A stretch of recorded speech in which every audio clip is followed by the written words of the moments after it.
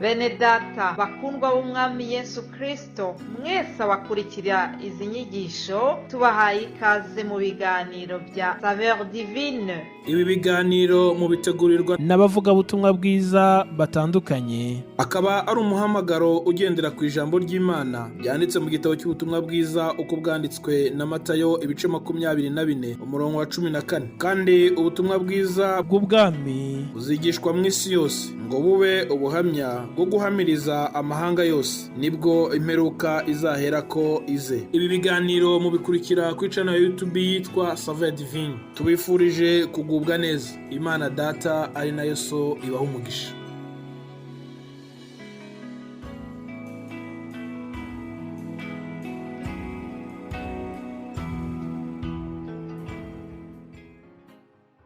Yesu ashimwe bakundwa nshuti z'umusaraba, bene data mwese abakurikira ibi biganiro Saveur Divine, ndabaramukije mu izina rya Yesu. Amahoro ya Kristo naganze mu mitima yanyu aho muri hose. Imana ishimwe. Imana yongeye kuduha iki gitondo cyiza, dutangiye iki cyumweru cya mbere cy'ukwezi kwa kane. Twageze muri uku kwezi gushya. Imana ishimwe ko yaturinze mu kwezi gutambutse, tukaba twongeye gutangira ukundi kwezi turi bazima. Rero ni ukuri mumfashe dushimire Imana, tuyizamurire icyubahiro kuko yabanye natwe ikagendana natwe. Si uko Satani yari yicaye, ahubwo nuko hari uburinzi budasanzwe, hariho assurance ikomeye y'ijuru igendana natwe, iba kuri twebwe. Nukuri Imana ishimwe. Munyemerere dutangize iki cyumweru cyacu aya magambo tubona muri Yesaya. Umuhanuzi Yesaya yanditse amagambo mu gice cya 43, handitse aya magambo akurikira ngo, titre cyangwa se umutwe w'amagambo uravuga ngo Abisirayeli bazacungurwa.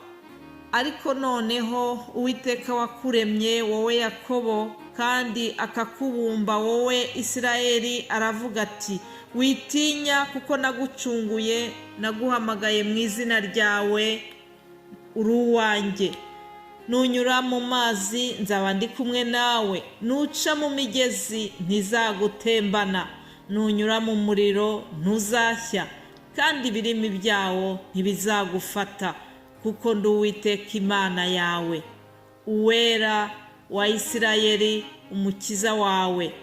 Nagutangiriye Egiputa ho inshungu, Etiyopiya ni Seba nahatanze ku bwawe, kuko wambereye inkoramutima kandi ukaba kubahwa, nanjye nkagukunda. Nicyo kizatuma ntanga ingabo zigapfa ku bwawe, n'amahanga nkayatangirira ubugingo bwawe.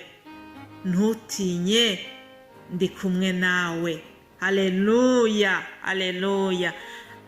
Iri ni isezerano ryahawe Abisirayeli, Imana ibasezeranya ibyo gucungurwa. Urabona yuko aya magambo ari mu nzagihe, ariko ndagira ngo nkubwire ngo gucungurwa kwarasohoye.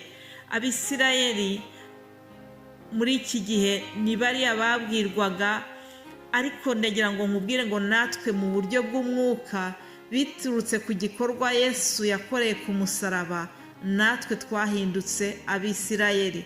Wowe unyumva nanjye ukuganiriza, ndagira ngo nkubwire ngo Imana irakubwiye ngo Uwiteka wakuremye wowe Frida unyumva, wowe Eric, wowe Clement, wowe Domina, wowe, ndagira ngo buri wese ashyireho izina rye kuri uyu murongo wa mbere. Ngo ariko noneho Uwiteka wakuremye wowe Yakobo, ufata izina rya Yakobo urisimbuze izina ryawe, uvuge ngo Imana irakubwiye ngo ntutinye. Uku kwezi tugiye gutangira ni ukwezi kujya kuzamo amateka atari meza kuri benshi, ni ukwezi benshi bibuka ibintu bikomeye, ibintu biteye ubwoba banyuzemo, bigatuma ndetse n'inkovu zo mu mitima zongera gutonekara. Ariko ndakwinginze kugira ngo wongere wumve guhumurizwa kuvuye mu ijuru, wongere wumve ko Imana ikubwiye ngo ntutinye, ndi kumwe nawe. Wongere wumve ko Uwiteka akubwiye ngo nuca mu muriro ntabwo uzashya. Haleluya. Ngo ibirimi byawo ntibizagufata, ngo kuko ndi Uwiteka Imana yawe, Uwera wa Isirayeli, umukiza wawe. Haleluya. Imana yacu ngo yatanze ingabo nyinshi zipfa ku bwacu. Uyu munsi kuba tugejeje kuri iyi tariki ya 3 y'ukwa 4, nuko hari uburinzi bwabaye kuri twebwe. Imana yaraturinze, Imana yabanye natwe muri uku kwezi kose, turayishimiye. Hanyuma nkunda umurongo wa 4 w'aya magambo twasomye, ngo kuko wambereye inkoramutima kandi ukaba uwo kubahwa, nanjye nkagukunda. Mwene data wowe uri kunyumva, mbese waba uri inkoramutima y'Imana? Umuntu agira inshuti, umuntu akagira abo bamenyana, ariko urya kuri nivo y'ubucuti hari ahandi umuntu agera hejuru y'ubucuti ngo akaba inkoramutima. Mfite abantu b'inkoramutima zanjye, nawe ufite inkoramutima zawe. Imana nayo ifite inkoramutima zayo. Hari abantu Imana yarebye irabirahira kubera ko bari baritwaye neza ngo ari abakiranutsi. Uriya hari Yobu, hari Daniyeli, hari Nowa. Mu gice cya 14 cya Ezekiyeli aravuga ngo naho naba nshaka kurimbura umudugudu wose, ngo ariko nkamenya yuko muri uwo mudugudu harimo aba bagabo uko ari 3, ngo kubera ko bambereye inkoramutima, ngo bo ntacyo nabatwara. Imana ishimwe. Icyama nawe Imana ikakwirahira uyu munsi, icyama ukaba mu nkoramutima zayo, icyama Imana ikakureba ikakwishimira. Rero Imana ishimwe kuko iduhaye aya magambo yo kuduhumuriza mu gutangira iki cyumweru. Murongo wa 5 katubwira ngo ntutinye, ndi kumwe nawe. Ntutinye ibyo ubona biri imbere, ntutinye iyo ndwara igutesheje umutwe, ntutinye bya bindi byose umwanzi akuzanira mu mutwe wawe ashaka kugutera ubwoba. Imana irakubwiye ngo ntutinye, ndi kumwe nawe.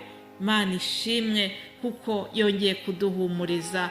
Imwakire uguhumurizwa uvuye mu ijuru mu magambo y'Imana. Ijambo ry'Imana ni umutsima udutunga buri munsi. Ndakwifuriza kugira ngo aya magambo akubake, aya magambo akubere urufatiro ruzakuherekeza muri uku kwezi dutangiye kwa 4. Imana ishimwe. Ndabashimiye kandi mwebwe mwese abakurikira ibi biganiro bya Saveur Divine. Ndabashimiye mwebwe muha agaciro ijambo ry'Imana mukarisangiza n'abandi. Nukuri twese dufatanyirize hamwe kugira ngo twagure ubwami bw'ijuru mu kwamamaza inkuru za Yesu Kristo. Yaba ari uwigisha, yaba ari n'ubona inyigisho, twese tugira icyo dukora kugira ngo aya magambo meza twe kuyihererana. N'amagambo y'ubugingo. Nukuri birashoboka yuko hari uwundi wafashisha aya magambo, ntuyihererane rero wowe ubwawe. Imana ishimwe. Mumenyereye yuko rero kuwa mbere kandi mbaha umutwe w'ijambo tuzigaho mu cyumweru kiba gitangiye. Mu by'ukuri ntabwo mbanzanywe no kwigisha, ahubwo ni uburyo bwo gutangira iki cyumweru mu magambo makeya, nkabaha ijambo ry'urufunguzo ndetse nkanabaha irindi jambo bene data bazabaganirizaho muri iki cyumweru gitangiye. Rero turi kuvuga ijambo ryerekeranye n'umusaraba. Bene data bazabaganiriza ku magambo yerekeranye n'umusaraba wa Yesu Kristo, ukuntu Yesu yicishije bugufi ngo akemera gupfa urupfu rwo ku musaraba. Hari impfu z'ubwoko bwinshi, ariko Yesu yahisemo urupfu rubi rwo ku musaraba. Muri urwo rupfu rwo ku musaraba, haleluya, hari inyungu nyinshi twakuyemo. Itorero ryavutse kubera urupfu rwo ku musaraba. Uyu munsi kubera nge nawe turiho, byavuye mu kwitanga, mu rupfu Yesu yadupfiriye ku musaraba. Twebwe abari bapfuye bishwe n'ibicumuro byacu, Yesu yagiye ku musaraba araducungura. Ibyo byose nibyo tuzabona yuko muri urwo rupfu rubi rwo ku musaraba n'ukuri hari inyungu nyinshi twebwe twakuyemo. Imana ishimwe. Tuzagendera kw'iri jambo ryo mu Bafilipi igice cya 2 umurongo wa 8 uvuga ngo kandi amaze kuboneka afite ishusho y'umuntu yicisha bugufi, araganduka, ntiyanga no gupfa, ndetse urupfu rwo ku musaraba. Yesu yicishije bugufi, nubwo yari Imana yemeye gupfa, yemeye kwitanga, aratwitangira, yemera kudupfira. Urupfu rubi rwo ku musaraba, urupfu rwari rugenewe bariya bagome, abantu ba ruharwa, nirwo Yesu yapfuye, nubwo yari umuziranenge. Ibyo yabigize kubw'urukundo yari agufitiye wowe nanjye. Imana ishimwe cyane. Turongera gushima Yesu kuko yatwitangiye ku musaraba. Umusaraba wa Yesu kubarimbuka ni urupfu, ni isoni, ariko twebwe abakijijwe, umusaraba wa Yesu ni ibyirato byacu. Imana ishimwe. Mbifurije rero kuzagira icyumweru cyiza, mbifurije kuzaryoherwa n'ibi biganiro bya Saveur Divine bene data bazabagezaho. Yesu aduhane umugisha. Shalom, shalom.